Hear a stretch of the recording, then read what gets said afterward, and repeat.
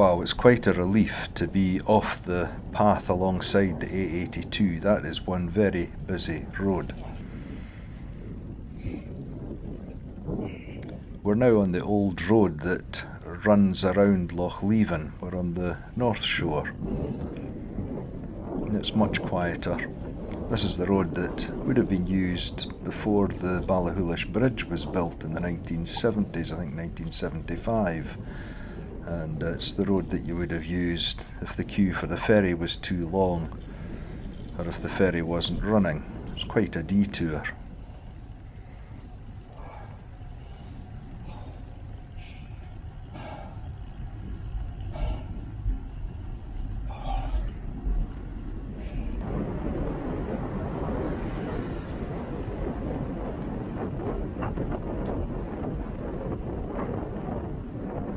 There was very little passing traffic, and that did pass always seemed to pass, giving the full required 1.5 to 2 metres space.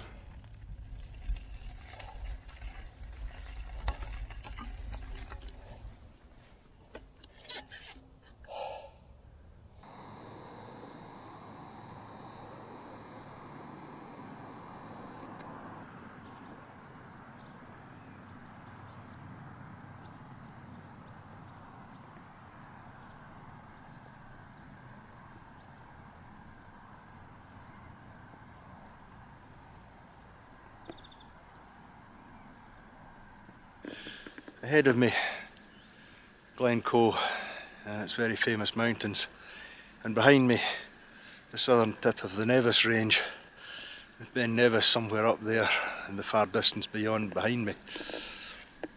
Hopefully, if the weather holds tomorrow, I'm going to take the NCN78 across the Corran ferry and up to Camas-na-Gall, get a better view of Ben Nevis tomorrow. If the weather holds. It's not that promising. So far today, it was torrential rain last night. Woke up this morning to bright sunny day, but it's warm, it's muggy, it's really hot. The sweat is actually dripping off me and my eyes are stinging from the sweat running into my eyes. And I've only been cycling for about 9 miles or so, 7, 8 miles, 9 miles. Anyway, let's see how we get on today.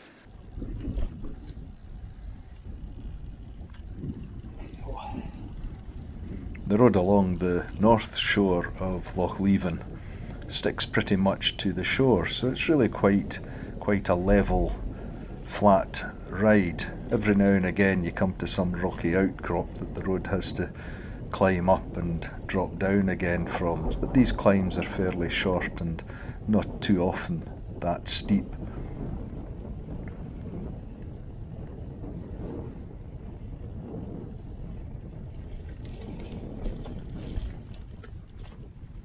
This has been where the old road, which would have been single track around the edge of the loch, has been improved with a cutting through for a double track road, but this raised point gives a lovely viewpoint for a nice 360-degree panorama, which is what I'm doing here.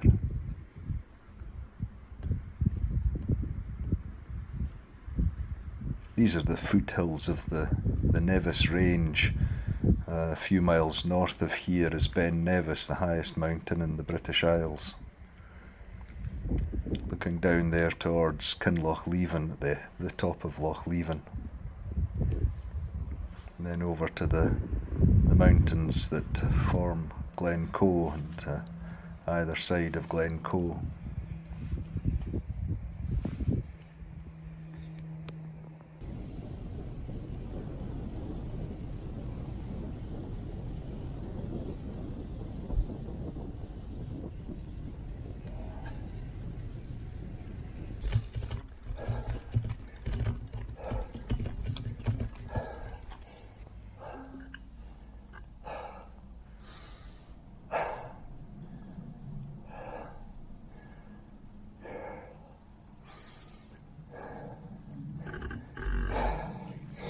See, I've stopped to walk.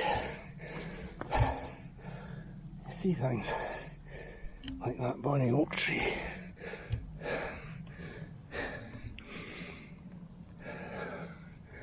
And the sun. Dappled light through the leaves.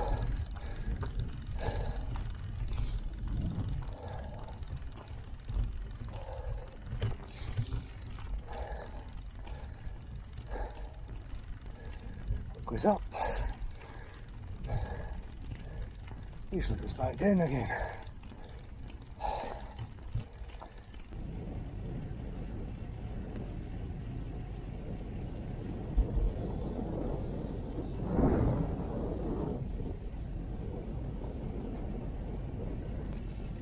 I think I met more cyclists on this road than I did motor vehicles.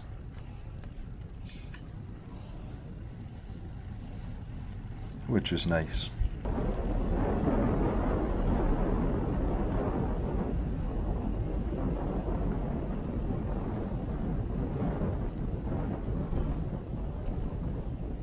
We're coming into Kinlochleven here, and just along the road here I passed a shelter marking the route of the West Highland Way. I think this is probably one of the trickier parts of the West Highland Way route. From here up north to Fort William it passes along. It climbs quite high out of Kinlochleven to pass along round Ben Nevis to reach Fort William. Kinlochleven itself, I was really surprised how quiet the place was. It looked almost closed. The co-op here was open, and I think there was a wee sandwich shop just along the road from it that looked open.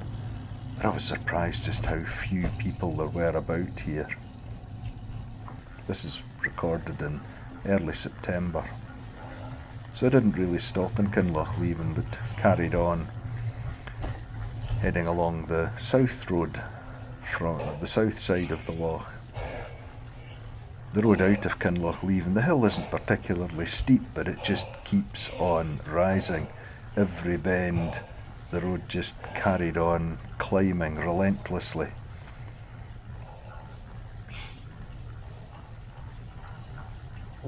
So it was just a slow and steady climb. But there were rewards to be had at the top of the hill, with the views over the loch and over the hills to the north.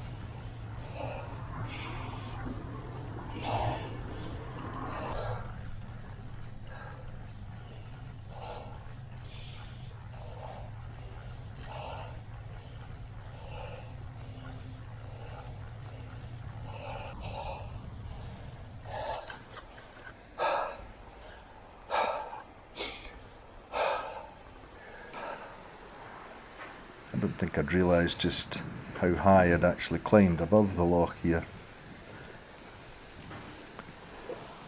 Looking across there, these two ridges, the West Highland Way, the route of the West Highland Way goes between them on its way north towards Fort William.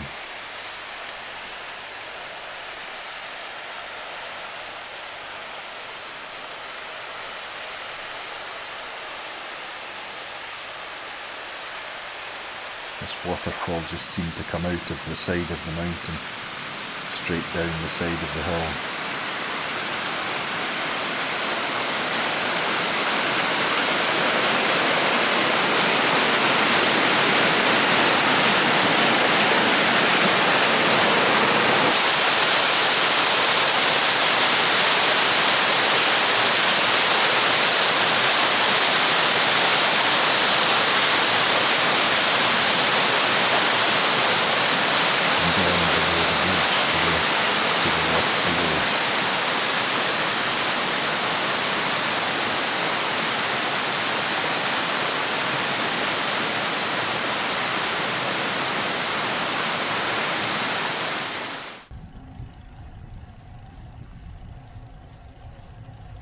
The road along the south side of Loch Leven is back quite a bit from the shore and quite a bit higher from the shore.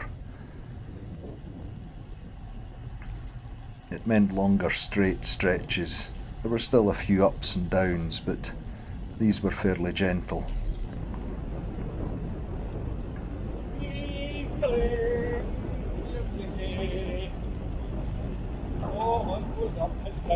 down. Whee!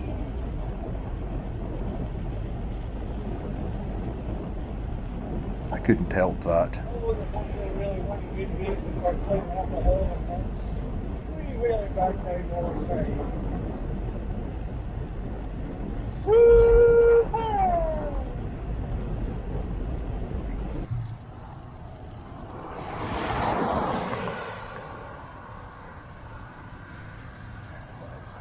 Of course, in the same way as what goes up must come down, there's also a sense of what goes down must go back up again.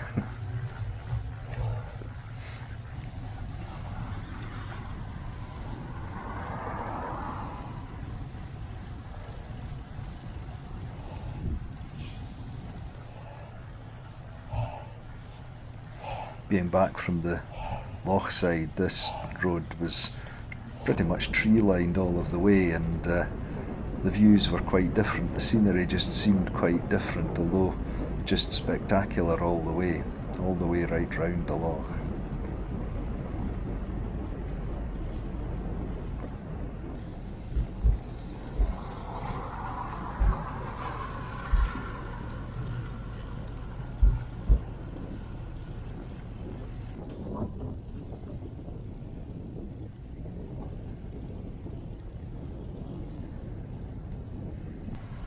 Got back down to the village of Glencoe, and I was really looking for a cafe where I would get myself a coffee and a cake or something, or maybe even a snack. But a bit like Kinlochleven, Glencoe seemed just quite deserted.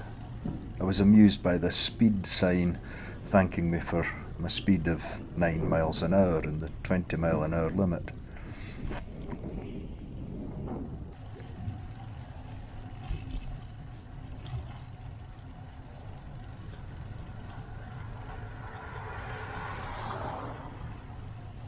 But as I say, this place was just, it felt deserted, it felt closed. There's a little folk museum here. I visited a few years ago. The town was busy, but it's closed. Just the wee convenience store here that was open.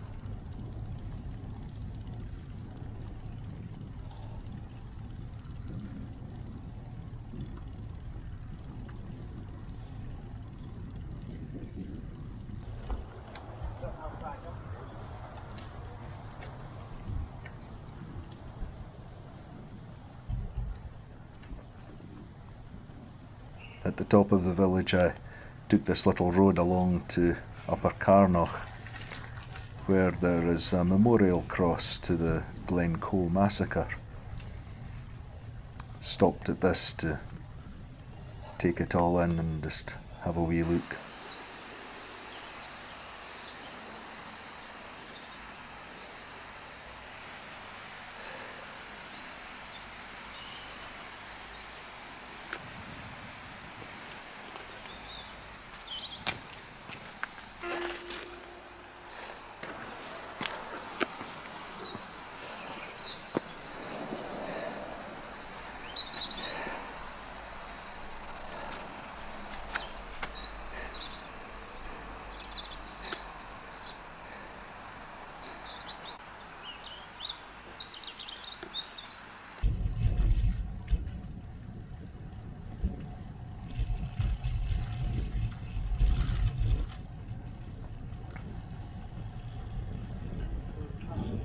And then it was back down through Glencoe.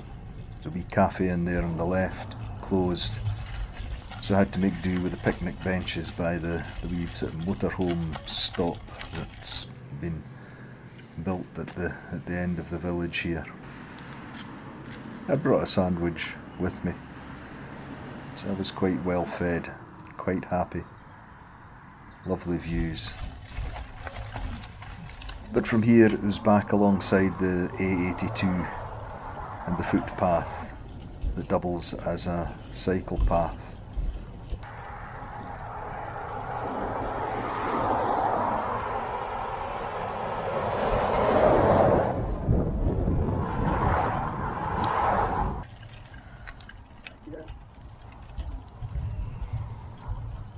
Just stayed on that side.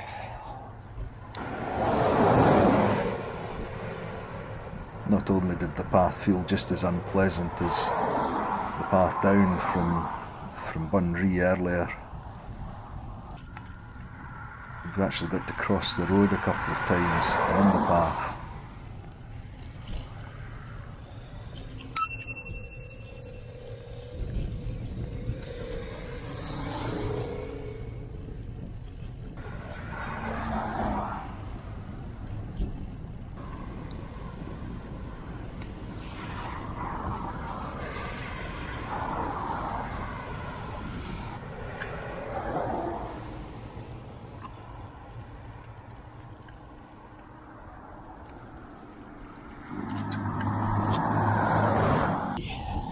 Anywhere. Somewhere along here my camera battery died. I didn't notice it until after I'd crossed the Ballyhoolish Bridge. I got to North Ballyhoolish. Decided, however, with a new battery in the camera, to head down to the pier from the old ferry crossing.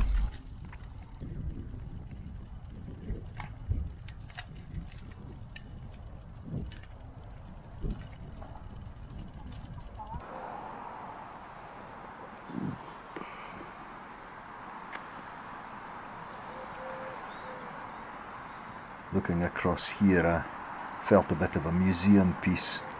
I can remember crossing the water here by the ferry before that bridge was built. There's the South Pier with its hotel next to it.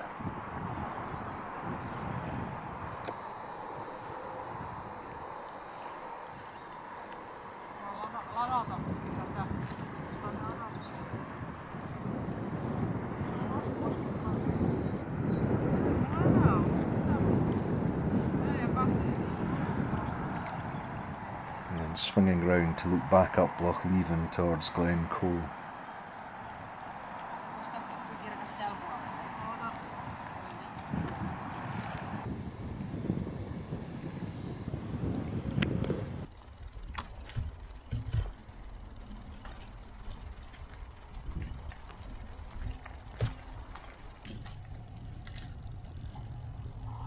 And from here I just rejoin the path alongside the A82.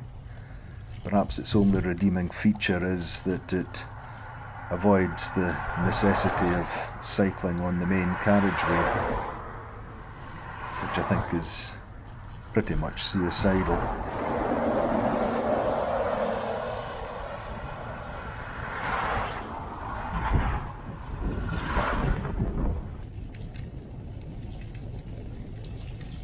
I have to say it was a relief to be at the other end of that path and back at the Bunree campsite.